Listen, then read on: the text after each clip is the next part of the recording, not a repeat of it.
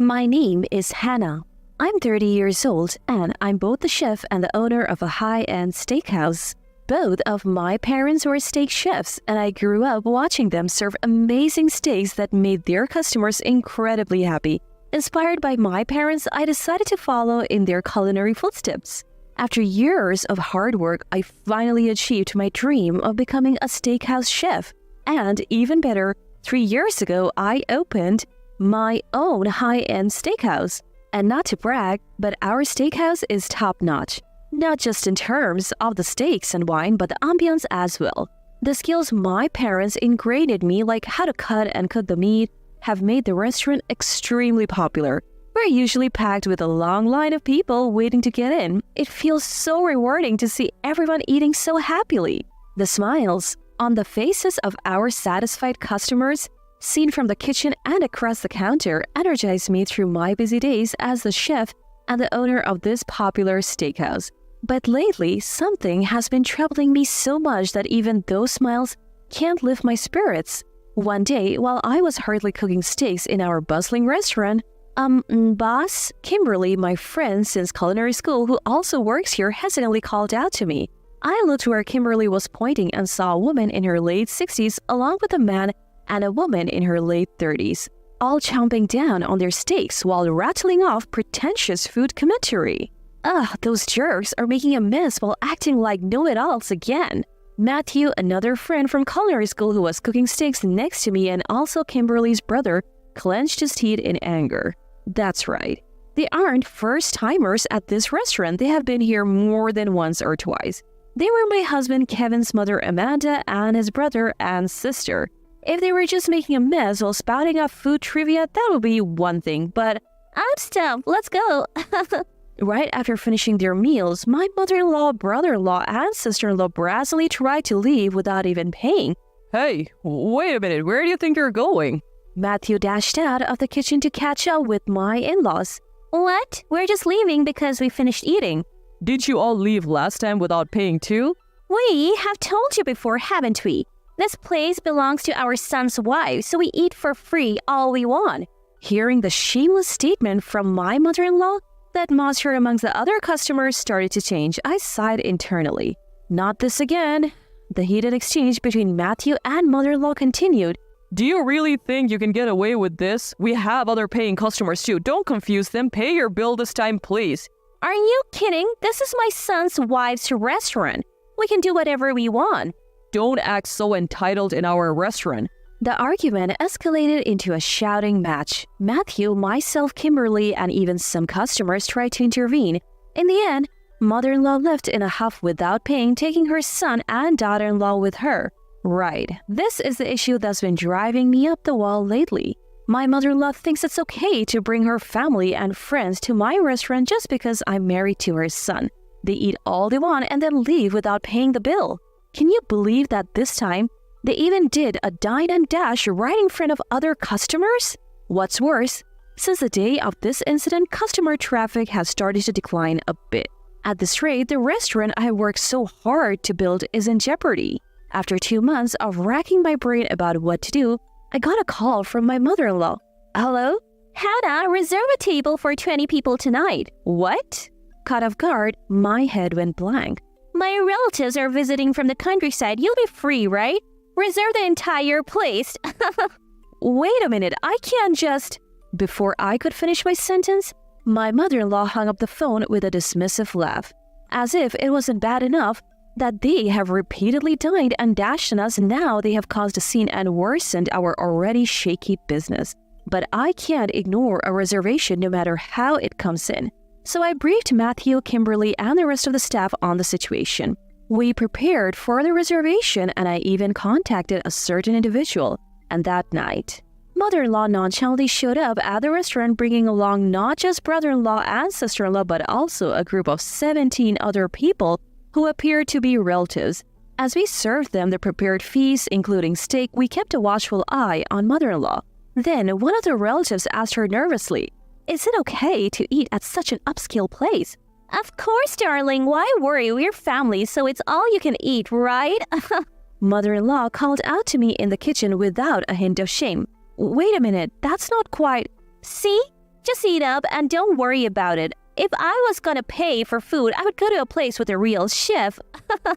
Ignoring my concerns, my mother-in-law cheerfully encouraged the uneasy relatives and kept digging into the steaks with them. I knew it. My uneasy feeling had just turned into a solid concern. Up until now, I have been hosting them out of respect for being my husband's family, but causing a scene, offering no apology and then casually saying they would go somewhere else if they had to pay for 20 people? Unbelievable. An hour later, just as I expected, my mother-in-law, now full, said, I'm stuffed. Let's head back. I'll guide you to the hotel. And she tried to leave the restaurant without paying, chuckling with my brother-in-law, sister-in-law, and other relatives. I couldn't let this slide. Matthew, Kimberly, and I blocked their path. Wait a minute. If you're leaving after eating, you need to settle the bill, I said firmly, glaring at her. She brushed it off with a smile. What are you talking about? Oh, we're family.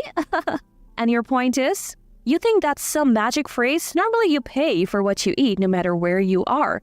Well, normally, yes. But think about it. When we come to your house and you feed us, we don't pay, right? She kept talking back. Holding back my anger, I continued, That's true. But where do you think you are now? This isn't a friend or family's home. It's a legitimate restaurant. So what? Whether it's a shop or not, it doesn't change the fact that it's my daughter-in-law's place. Charging money just because the location is different makes no sense. Even as the relatives tried to intervene, seeing her completely condescending expression, she showed no signs of changing her attitude. As everyone, Matthew, Kimberly, and even the other staff members grew angry, I decided it was time to reveal a truth I had been hiding. Amanda, clearly you're not listening. Do you know that right now I'm single?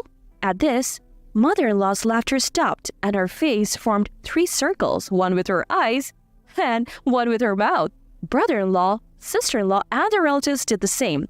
However, a few seconds later, mother-in-law burst out laughing again. What are you even talking about? There is no way Kevin would divorce me without telling me. It's no lie. We are really divorcing, which means you and I are no longer part of the family. Huh? Then why didn't Kevin say anything until now? Exactly. Kevin, my now ex-husband, hadn't informed mother-in-law of this fact. During dinner earlier, mother-in-law had been complaining about not receiving any messages from her son. Well, Kevin didn't want to contact you because you two don't get along. He even told me not to say anything when we were divorcing. He said he would tell you when the time is right. What? At this, both brother-in-law and sister-in-law along with the relatives were visibly disturbed. That is when Matthew seized the opportunity to speak up. That said, your bill comes to $3,000 for all 20 of you. At the mention of $3,000, mother-in-law and the relatives were stunned, a wave of shock spreading among them. What? There's no way we can pay that on the spot. Why is it $3,000 for a steak dinner that we could have had at home? The nerve. If anyone should stop, it's you. Plus, our steaks are not the kind you eat at home.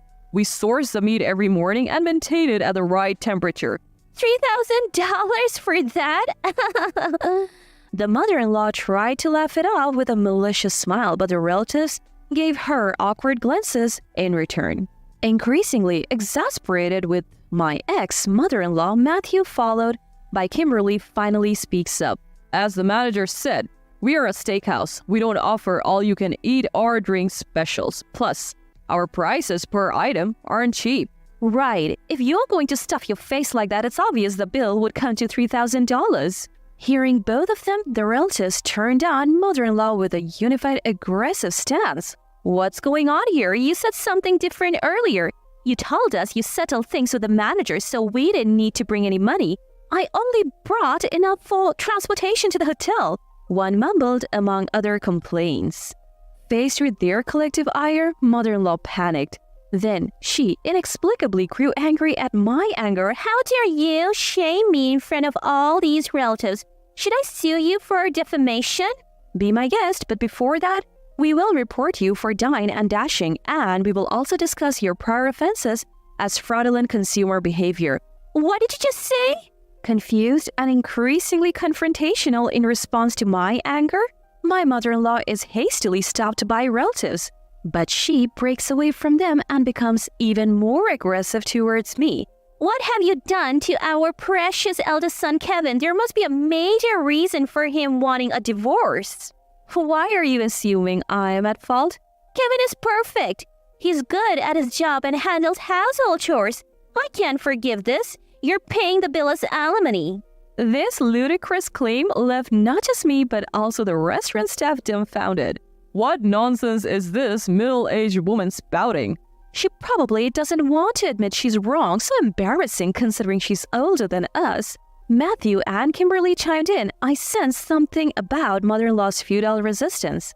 I see. So those are your motives? Well, I couldn't have possibly contacted you after what you did. What are you talking about? I didn't say anything because I was gagged, but the reason for the divorce is Kevin's infidelity and abusive behavior. My words struck mother-in-law, brother-in-law, sister-in-law, and the other relatives like a bolt of lightning. So I laid out the truth about the divorce. You see, Kevin, no, my ex-husband, didn't just neglect his job. He stole money from me. Money I had saved before our marriage, while he partied with multiple women and drank heavily.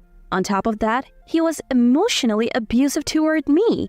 In the end, he started accumulating debt without my knowledge. So divorce was the only option. Wait, debt? How much are we talking about? Adding up everything, including loans from friends and my own parents, we're looking at around $40,000. At this, mother-in-law's face turned wide as a sheet. I initially gave you all a pass on the dine and dash habit thinking it was a one-time thing. But after the fiasco 2 months ago, I can't let it slide anymore. Plus, we have booked the entire restaurant today. So, if you don't pay, we are in the red. As I said this, the relatives grew furious in unison. Some even started demanding that mother-in-law repay them the money they had lent her over the years. Mother-in-law, brother-in-law, and sister-in-law were visibly shocked and confused when suddenly the restaurant door burst open and a man stepped in. Owen? Mother-in-law exclaimed, recognizing the man. It was Owen, father-in-law, a physical education lecturer at a university in the city. He surveyed the scene, sighed deeply, and then bowed his head to me. Hannah, it's been a while. I'm really sorry for the mess my foolish wife has caused. No, Owen, I should apologize for calling you in the midst of your busy day. That's right. Actually, it was me who reached out to my father-in-law. Upon hearing about mother-in-law's troubling actions, including the full reservation of this restaurant, he promised to come and have a word with her as soon as he could. What are you doing here? Mother-in-law shrieked. Amanda, show some respect. Even if she's an ex, she's someone who's had to put up with our idiotic son. But you said you would be late because of work. Yes, but Hannah called me earlier. I was teaching at the university, so I couldn't leave immediately. He sighed again. I'm really sorry for having to drag you into this. There is no need for you to apologize, Hannah. I heard everything while standing at the entrance. I know the situation. With that, father-in-law glared at mother-in-law. Hey, Amanda, what's the deal? You've been dying and dashing repeatedly and you almost caused a scene last time? No, you've got it wrong. I only have $60 on me right now. What? Are you kidding me, Amanda? You come to a high-end restaurant and that's all you bring? You can't even pay for a single meal? Father-in-law's anger exploded and mother-in-law trembled visibly.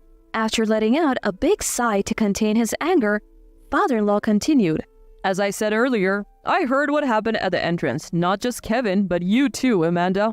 You've been acting so recklessly and shamelessly. No. It's not like that. The real problem here is Hannah. She knew about the divorce and didn't say a word. Enough excuses. Kevin is the one who silenced her, and he is the root cause of all this mess. Father-in-law's booming voice made not only mother-in-law but also the relatives and the wait staff, including Matthew and Kimberly, gasp and tremble. Noticing this, father-in-law cleared his throat and deeply bowed to us. I apologize for the scene and for my foolish wife. I'll cover the bill and the debts my relatives have mentioned. Please forgive us. You're doing what? Mother-in-law was shocked, but father-in-law continued to me. And regarding the alimony for Kevin's divorce, I would like to discuss it later. I also bear responsibility for my son's actions, so... No need. Kevin's existing debts are already taken as alimony, so please don't worry. Really? Both my son and I owe everyone an apology. Father-in-law bowed deeply again and turned to mother-in-law. I'm so sorry. Don't get me wrong, I said I would cover the costs for now, and you will pay it back later with your own earnings. At this point, brother-in-law and sister-in-law who were pointed out by father-in-law were utterly shocked. Father-in-law declared that if they had been dine and dashing along with mother-in-law, they were equally guilty. He cut off all ties with mother-in-law, brother-in-law, and sister-in-law on that very day. Later, father-in-law covered the $3,000 for today's meal, the $14,000 for past dine and dashing, and around $10,000 for mother-in-law's debts to relatives, a total of $27,000. Apparently, part of mother-in-law's debts was due to dine and dashing at my restaurant, but it was later revealed that she had also been financially supporting a younger man.